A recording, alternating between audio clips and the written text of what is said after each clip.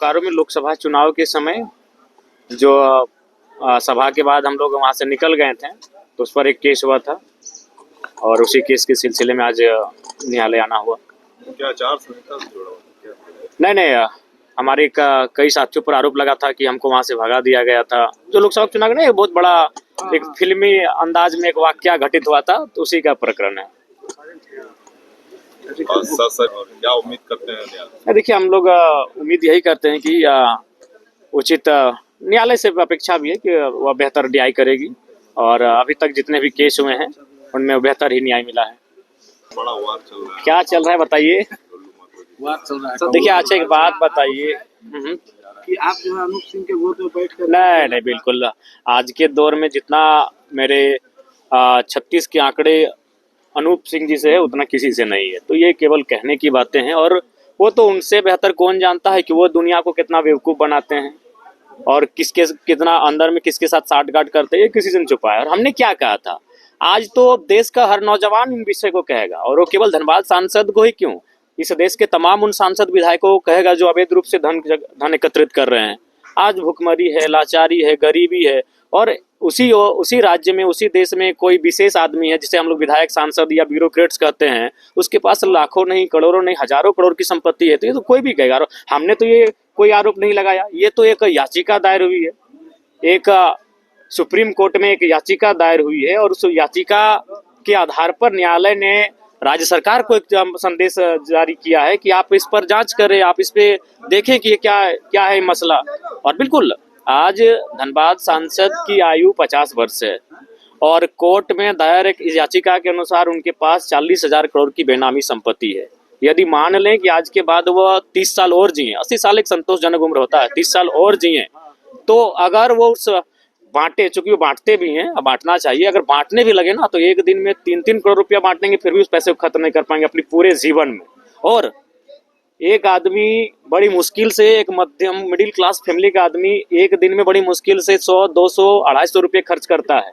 अगर उनको हम 5 लाख रुपए खर्च करने के लिए दे दें, 5 लाख रुपए किसी का माने सैलरी नहीं होता है, किसी का महीना का सैलरी नहीं होता है, अगर हम 5 लाख एक दिन में उनको खर्च करने दें तो लगभग 2192 साल लगेंगे। ये महज जयराम महतो कोई भाषण नहीं दे रहा है। पत्रकार बंधुओं, सोचिए कि कितनी बड़ी असमानता है कि एक आदमी अगर एक दिन में 5 लाख रुपए भी खर्च करता है, 5 लाख रुपए समझ रहे, एक दिन का कह रहे, महीने का नहीं, एक दिन में अगर 5 लाख रुपए खर्च करता है तो उसे खर्च करने में कितना लगेगा मालूम है? जितना अभी हम 2026 चल रहा है, यानी 2192 साल लगेंगे, माने 2000 साल से ज्यादा समय लगेगा खर्च करने में। सोचिए कितनी बड़ी असमानता बनी है। और ये हम नहीं कह रहे हैं, ये तमाम तथ्य कह रहे हैं, रिपोर्ट्स कह रहे हैं कि उनके पास 40,000 करोड़ की संपत्ति है। अब ये तो आप भी जानते हैं और हम भी जानते हैं, बता ही देते हैं। मुंडेन कंपनी का थोड़ा जांच करवा लीजिए, बड़ी वो जांच करते हैं, मुंडेन का जांच कराइएगा, प्रीति इंटरप्राइजेज का जांच कराइएगा, खेमका का जांच कराइएगा और अभी इंदू का। ये केवल नाम की नहीं और का है, सीधा पार्टनरशिप है। और अगर आपको जानना है तो जगन्नाथ भट्टा का जांच करा लीजिएगा, भारत भट्टा का जांच करा लीजिएगा, राजगंज के भट्टे का जांच करा लीजिएगा, पोचरी के भट्टे का जांच करा लीजिएगा, पता चल जाएगा। और जानना है तो कतरास में जो हनुमान मैंसन का ऊपर का फ्लोर है, सारा फ्लोर का जांच करा लीजिएगा। उज्जीवन जो बैंक है उसकी फ्रंट में जितना सारा जमीन उसका जांच करा लीजिएगा। लेढ़ी डूमर में जो 1.5 किलोमीटर का जमीन है उसका जांच करा लीजिएगा। और कितना बोले, आरोप तो आपके ऊपर लगाइए, एक भी साबित कीजिए, साबित कीजिए। नहीं, हम आपको तथ्य दे रहे हैं, पत्रकार बंधु, हम आपको तथ्य दे रहे हैं कि हनुमान मैंसन को जांच कीजिए। आप राजेश जी कौन है, चुन्नू जी कौन है, गंगा जी कौन है, गांधी जी के सुने थे 3 मंदिर, ये 3 शख्स कौन है, इनके बारे में जान लीजिएगा। अभी हम उत्तर प्रदेश का जमीन आपको बताएंगे। वो गलत आदमी से गलत आदमी को छेड़ रहे हैं, एक रिसर्चर हैं, और जब एक रिसर्चर जब रिसर्च करता है ना तो धागा खोल के रख देता है। आप सिर्फ दुनिया को गुमराह कर सकते हैं, क्योंकि आप सांसद विधायक के दोनों भाई, तो आपका एक फैन फॉलोइंग नहीं, पेड करते हैं लोगों को, फैन फॉलोइंग कुछ नहीं है। उनको अकेले कहीं जाने भेजिए, कोई मार्केट में कोई प्लेस में 2 आदमी नहीं, वो पेड जो लोग हैं वो मेरे बारे में लिख दे, कोई फर्क नहीं है।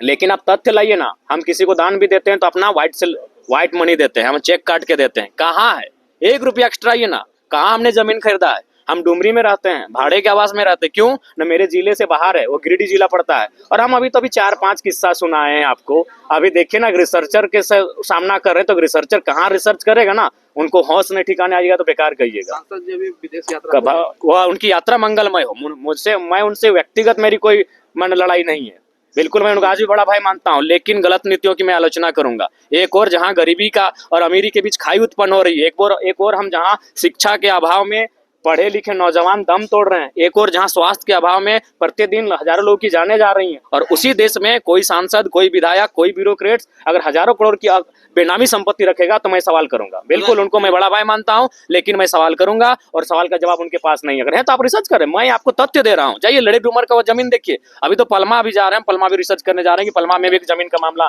हमारे संज्ञान में आया है। उसके बाद वो क्या कह रहे हैं, बागमारा जो मीटिंग नहीं भाई, ठीक है, अगर हम आखिर हम पैसा तो लेते होंगे, कहाँ इन्वेस्ट किए? घर, मेरा घर वही हाल है, मेरा वही खपरे का घर है, हम कहाँ इन्वेस्ट किए? आज मेरे घर के लोग उसी हाल में जीवन यापन कर रहे हैं। आज जराम महतो उसी हाल में जीवन यापन कर रहा है। एक वो गाड़ी में हम घूम रहे हैं, कहाँ इन्वेस्ट कहाँ किए? ठीक है, मेरे इर्द गिर्द जो रहते हैं, मेरे दोस्त रहते हैं, उनके पास भी अगर उनका जीवन भी अगर एकाएक चमक जाता तो आप कहते हैं हम इन्वेस्ट कहाँ कर रहे हैं या क्या कर रहे हैं? उसको मैंने मिट्टी के नीचे हम छुपा के रख रहे हैं क्या? पैसा कानून जो लागू हुआ है उसमें उन पेचों को सरकार को दुरुस्त करने की आवश्यकता है। पैसा, जिस उम्मीद के साथ पैसा को लागू करना चाहिए, उन उम्मीदों पे पैसा खरा नहीं उतर पा रहा है। इसको हमें लगता है कि समीक्षा करनी चाहिए राज्य सरकार को। बागमारा विधायक बोलते कौन सा पिछला दरवाजा? हम जहां जाते सामने के दरवाजे से जाते, प्रमाण करे ना, वो प्रमाण करे। एक भी हमने तो नाम लिया, लेडी डूमर का जमीन का हम नाम ले रहे हैं, हम हनुमान मेंशन का नाम ले रहे हैं, हम 3 लोगों का नाम लिए, हम अभी उत्तर प्रदेश का जमीन का डिटेल आपको देंगे। वो बताए ना, जयराम महतो तो कहाँ, मेरा बपोती संपत्ति है 4 एकड़ 87 डिसमिल, उसके बाहर बताए कोई? बताए हमको कोई भी बताए, या मेरे साथ रहने वाला संजय का फरजान जी, दीपक जी हैं, बताए कि इनका भी ग्रोथ हुआ? बताए। ऐसे नहीं होता। आज वो देखिए, एक बात सीधा है पत्रकार बंधुओं, आज इस देश को लोग गुमराह करने लगे हैं धर्म के नाम पर।